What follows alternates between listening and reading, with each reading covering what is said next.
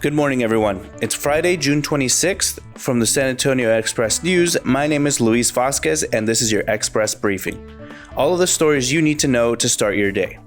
You can expect cloudy skies, thunderstorms, and a high of 84. Local officials say there's a capacity to test 5,200 people in San Antonio for coronavirus daily, and rarely is that number met. So why are the lines often so long? We'll look for answers today and examine other testing issues. A day after Bexar County reported its largest one-day COVID-19 case jump on record, we will have the latest on the spread of coronavirus and its effects on San Antonio and South Texas. Our interactive maps and charts are regularly updated with the latest data from Texas and around the country. You can check out those maps at expressnews.com. On a lighter note, look out for our latest entry in our 52 Weeks of Pizza series, plus a feature on a hero in the life of dogs in need of a home. And now, your top headlines of the day.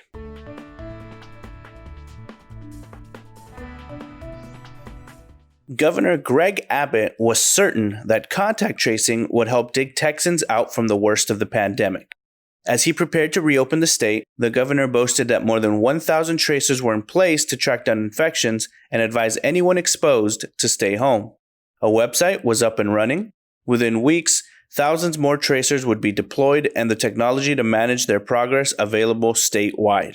What that process does is it will box in the expansion of COVID-19, but local health officials say standing up an army of tracers and the infrastructure to support them has been far more complicated than it may have seemed. Jeremy Blackman found out what went wrong. The man who got into an altercation with Bexar County Judge Nelson Wolf in a checkout line over the judge's order requiring masks in stores said through his lawyer that Wolf was the aggressor and that he never assaulted him. Terry Toller, 47, turned himself into the authorities early Thursday. The charge against him was reduced from assault on a public servant, a felony, to disorderly conduct, a Class C misdemeanor punishable by a fine of up to $500 upon conviction. Toller was given a citation and released. His lawyer, former Bexar County District Attorney Nico LaHood, said he would contest the misdemeanor charge. "I think this is a situation of overreaching, for sure," LaHood said. Scott Huddleston looks closer at Toller's side of the story here. Some on the Via Metropolitan Transit Board have publicly pressed for an election this November to allocate part of the city's sales tax to make possible an expansion of bus service they say is essential to the city's economic recovery. Mayor Ron Nirenberg has opposed such a move as premature, even as he assured Via CEO Jeff Arndt this week that an ongoing city funding agreement signed in 2017 would continue to send $10 million annually to Via to enhance 18 high-volume bus routes. For now, the two sides appear to have repaired the strained relationship, but only on their budget projections. Bruce Selkrig explains what the next argument could bring. Governor Greg Abbott revealed that in light of the disturbing recent explosion of COVID-19 infection rates across the state, he was pushing the pause button on the phased reopening of the state's economy that he had orchestrated over the past 2 months. Columnist Gilbert Garcia writes, "This is as close as we'll ever get to Abbott admitting he messed up. But of course, he did mess up. Our governor played spin the bottle with the worst global pandemic of the past century, and Texas is in a world of hurt right now." Find out why Garcia says the latest spike in coronavirus cases is a disaster that anyone with a clear-eyed and focus on reality could have seen coming. Next up are your need-to-know headlines. You can find all of these headlines and more at expressnews.com.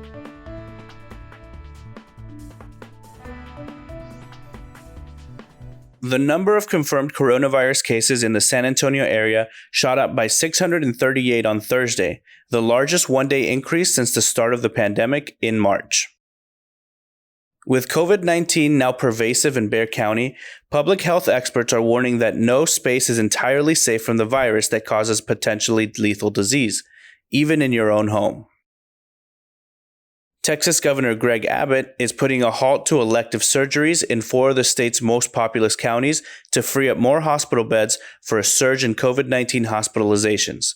Go to expressnews.com to see how San Antonio hospitals are reacting to the order. The San Antonio City Council, having seen a month of widespread protests and having held 3 public listening sessions about racial bias in policing, had its first chance on Thursday to take a stand on the issue.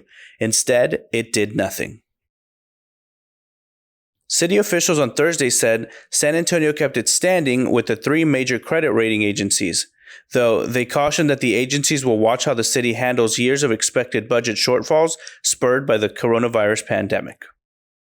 Navistar International Corporation broke ground Thursday on its planned truck plant in San Antonio, but no one showed up for the ceremony, at least not in person.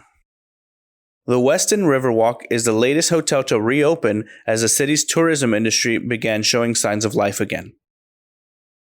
The rate of new claims for unemployment benefits in Texas continued to wane from its highs in late March through April, but claims remained elevated. A judge ordered Attorney General Ken Paxton's criminal trial back to Collin County, where it originated. Paxton's trial has been delayed almost 5 years since he was first indicted on felony securities fraud charges for a number of reasons.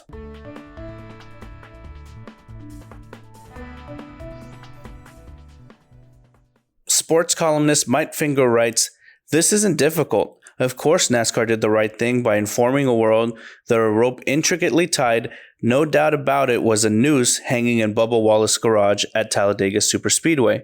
Of course NASCAR did the right thing by condemning it before asserting who put it there, or why, because a noose is a noose, even when it's at the end of a garage door pull rope, and of course NASCAR did the right thing by decrying hatred and rallying around Wallace." And now, the fun stuff.